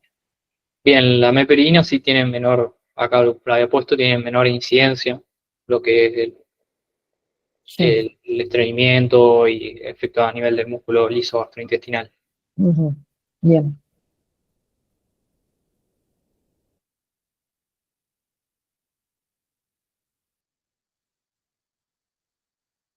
Bien, los usos terapéuticos, sabemos que se puede usar por vía oral, intramuscular o subcutánea, principalmente para la analgesia. Otro de los usos pueden ser los escalofríos post-anestésicos.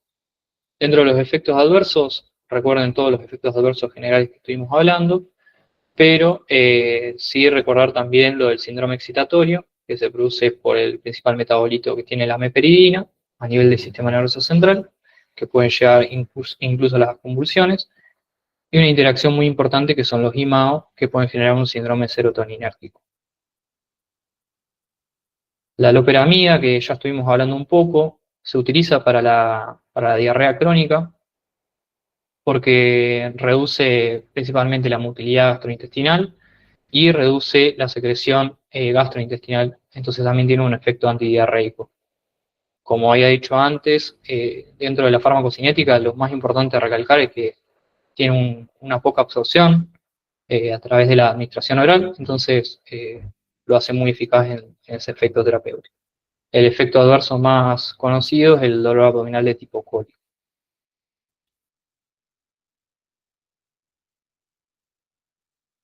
Bien, vamos con el fentanilo y los análogos como lanfentanilo, sulfentanilo o remifentanilo.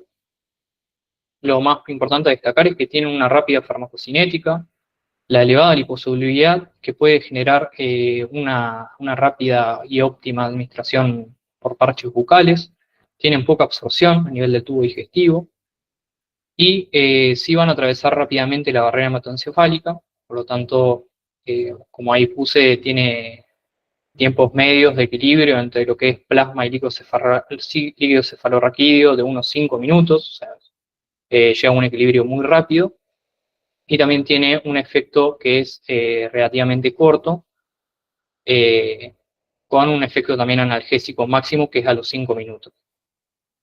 El tiempo de eliminación es de 3 a 4 horas y en dosis altas se pueden acumular. Principalmente los efectos buscados son la analgesia, ¿sí? Con estos fármacos que son extremadamente potentes, son mucho más potentes que la morfina. Y, como había dicho antes también, no liberan histamina este tipo de fármacos, por lo tanto lo hacen también un fármaco de uso con seguridad cardiovascular en cirugías. Y la depresión respiratoria, que es similar a la morfina, pero tiene un inicio más rápido y tiene menor duración. Recuerden que estos fármacos aún siguen siendo antagonizados por la naloxona.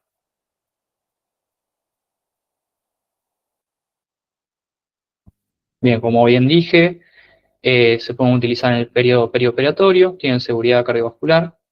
Se puede usar para también la analgesia del parto y la postoperatoria, principalmente por uso epidural. Para el dolor crónico hay formulaciones de parches transdérmicos que lo que inducen es una liberación sostenida. Y en el dolor agudo, en algunos pacientes, por ejemplo en tratamientos crónicos, se pueden dar comprimidos bucales o tabletas que son de rápida acción para la reducición del dolor.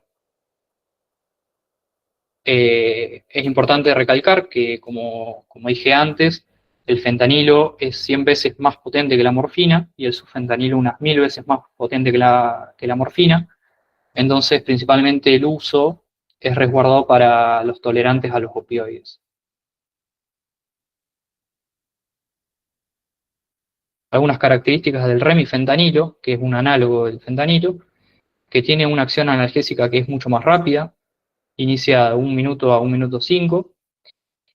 También la depresión respiratoria máxima es a los 5 minutos, y el metabolismo es producido por las esterasas plasmáticas, o sea, es independiente de lo que es el metabolismo hepático y excreción renal que tienen los otros fármacos, los otros análogos al fentanilo.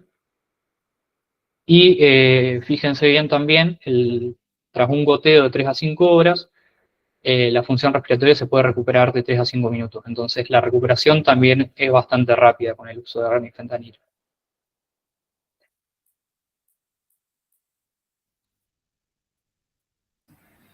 Bueno, siguiendo con los agonistas, con respecto a la metadona, como dice ahí, es un agonista de los receptores PID-SMU, es de acción prolongada. Lo característico a destacar acá es que con una administración repetida se va acumulando en los tejidos y una vez interrumpida la administración se va liberando lentamente de los sitios de unión extravasculares. Y esto explica por qué cuando se interrumpe la administración se genera un síndrome de abstinencia, pero que es un síndrome de abstinencia leve, no como la morfina, por ejemplo, y prolongado. Y esto es lo que explica su uso, que es para la desintoxicación de la morfina.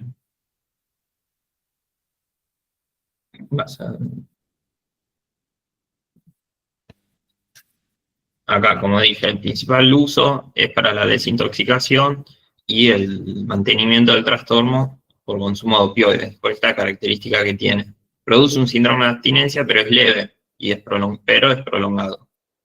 Los efectos secundarios son similares a lo que dijo Bruno, y en el libro también se describe que puede dar prolongación del intervalo QT.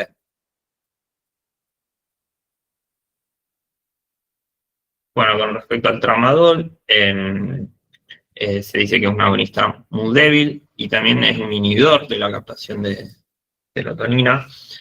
Se puede dar vía oral o parenteral, metabolismo hepático, algunas características farmacocinéticas.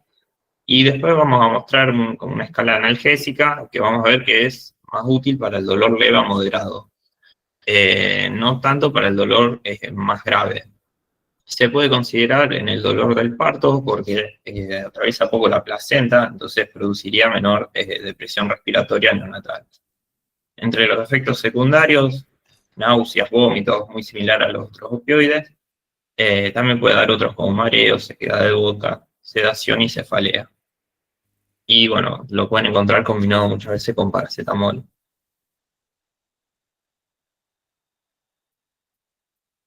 Bueno, con respecto a los agonistas parciales, como ya mencionaron antes, a destacar, no producen el mismo nivel de respuesta que se observa con los agonistas plenos. Es decir, que tienen como un efecto terapéutico máximo. Y esto explica en parte por qué producen menor depresión respiratoria y potencial adictivo.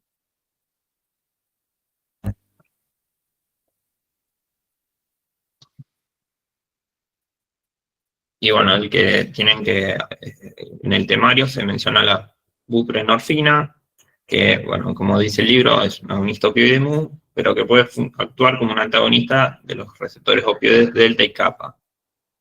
Algunas características, la administración, fíjense, oral, intramuscular, endovenoso, viene en parches cutáneos, y el uso terapéutico principal es similar a la metadona, para el trastorno por consumo de opioides.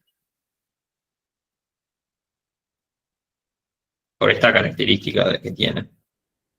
Bueno, algo importante a destacar acá es el metabolismo por el citocromo, entonces cuidado con los fármacos, tanto inductores como inhibidores, por ejemplo los antimicóticos, macrólidos o rifampicina y anticonvulsivos.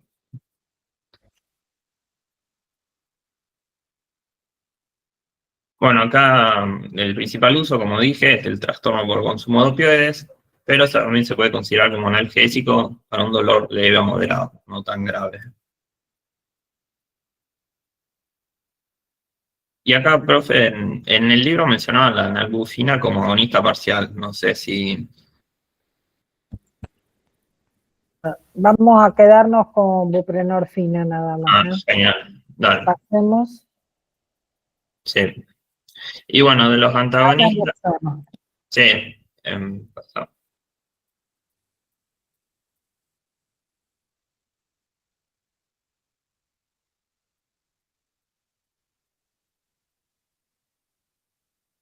No, para el otro. ¿Sigo?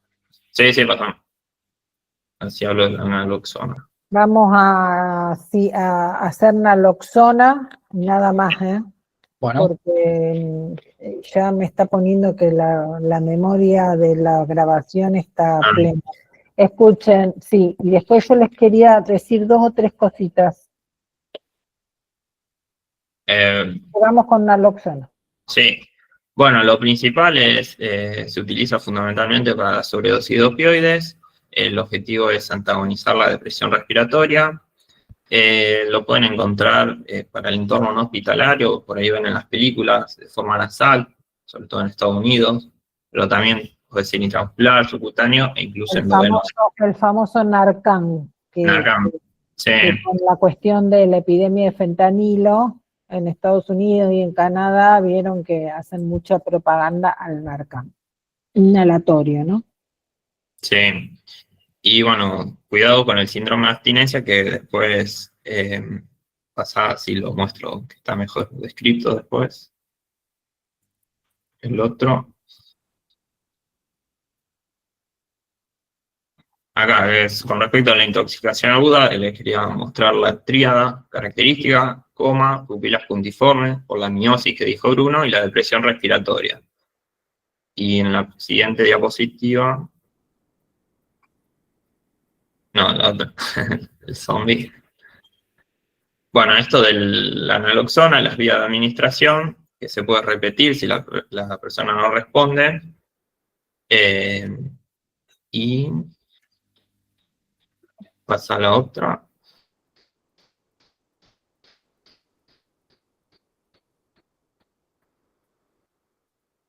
Otra más. Ellos dieron ya opioides en tercero, me parece, cuando dieron drogas de abuso. Sí, esto le quería mostrar. Que cuando yo... volvió con... ¿Dónde decía? ¿Al final o al principio? Donde dice dependencia, lo pasaste antes. Ese no. Pasa. Pasa. Después, 2 diapositivas más son. Acá que cuando yo doy la naloxona o cuando el paciente, por ejemplo, deja de consumir, se aparece este síndrome de abstinencia, que fíjense, los efectos son como contrarios a lo que produce los opioides: diarrea, hiperalgesia, inquietud, hipertermia, dilatación de la pupila, aumento de la frecuencia cardíaca y respiratoria, que puede ser tanto por suspensión del agonista opioide o cuando yo doy la naloxona. Y por eso uno de los tratamientos útiles es la metadona.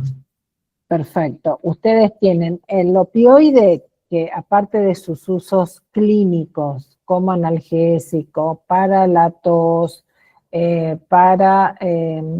después,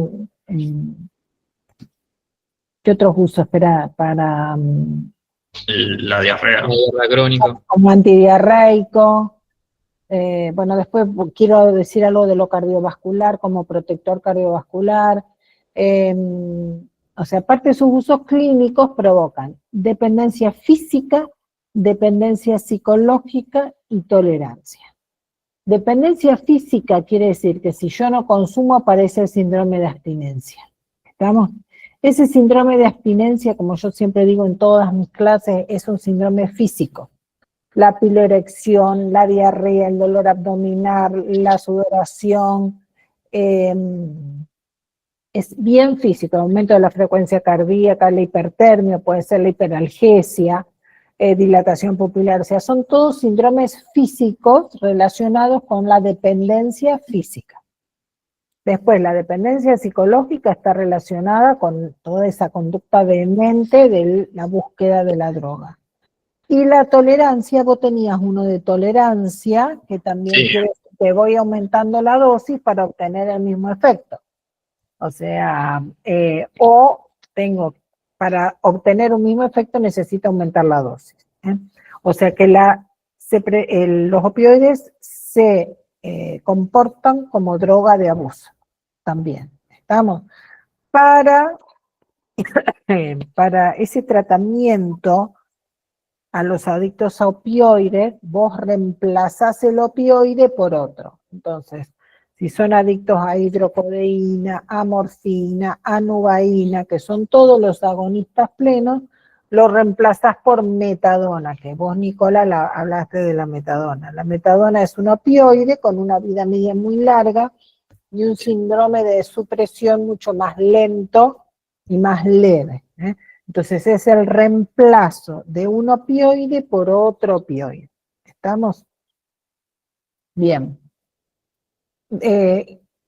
No sé si querías decir algo más de esto. No, yo por el tiempo, no sé si queremos, teníamos la escala analgésica, si querían. Pero si no, Bueno, no, pero espera, y quería decir otra cosa. Bueno, y la intoxicación aguda es la depresión respiratoria, la miosis y el coma. sí, está en una diapositiva. Bien. Si me permiten, yo Ahí. quiero eso. Bien. Yo quiero compartir una cosita, ¿puede ser? Ahí de Sí, juego. sí.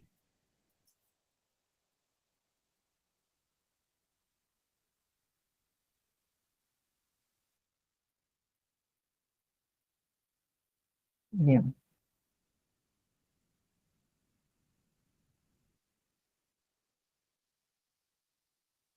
¿Estamos? ¿Ya dejó de compartir? Sí, por favor, Bruno. Si no tienen nada más que exponer, No, ya dejó de compartir, Bruno. bien. Ahí. ¿Ya dejó? Sí. Bueno.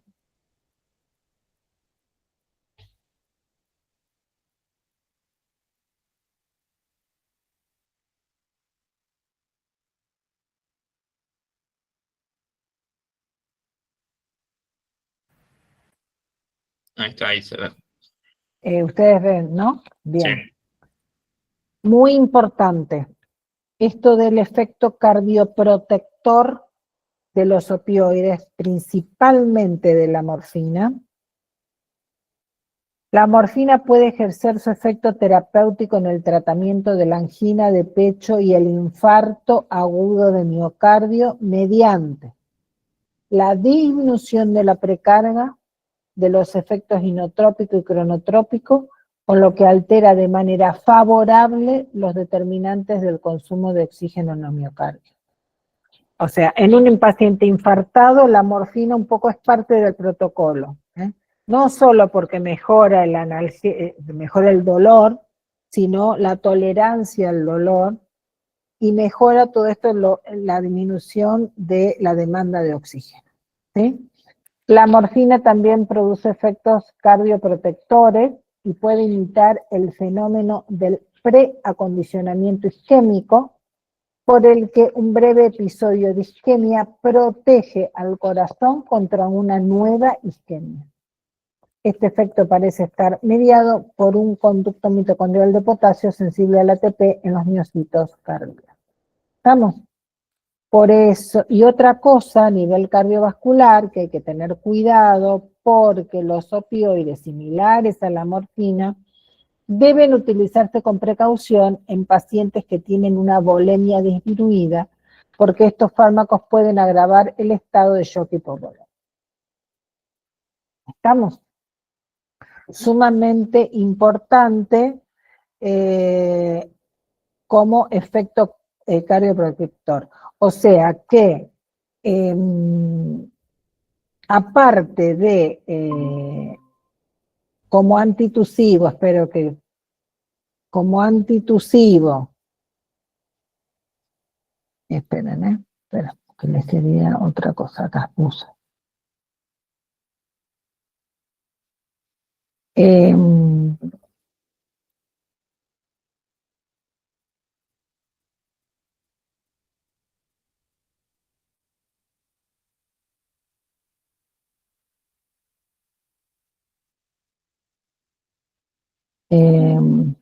Esperen.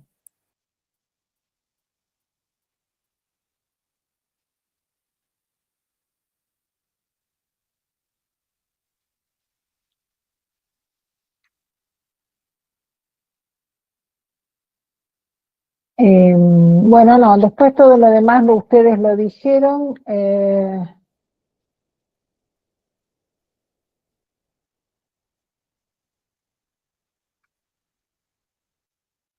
Acá, a ver.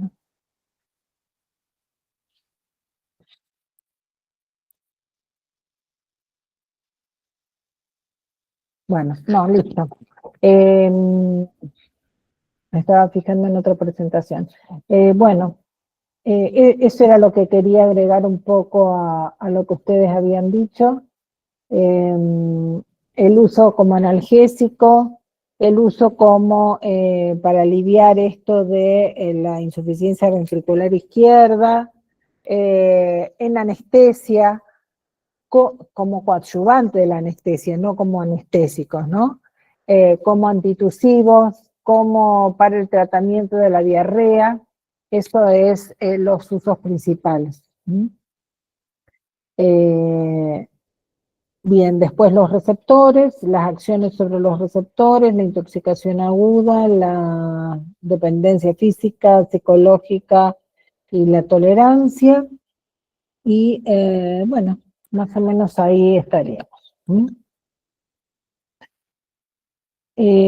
Otra cosita, quería aclarar que va a haber unas clases de repaso, después vayan a comunidades y ahí se va a publicar la clase de no repaso, clases de consulta. El miércoles, creo que martes, miércoles y jueves, solamente clases de consulta. O sea, ustedes tienen una duda, vienen con la duda. No van a, digamos, no se va a desarrollar ningún tema ni nada. Solo clases de consulta. Después vayan a ver a comunidades en las fechas y horas. Así que bueno, y por ahora damos por finalizada voy a dejar de grabar, y damos por finalizada la clase de repaso. Gracias, Nicola, y gracias, Bruno. No, de nada. Chao, chicos. Nos vemos.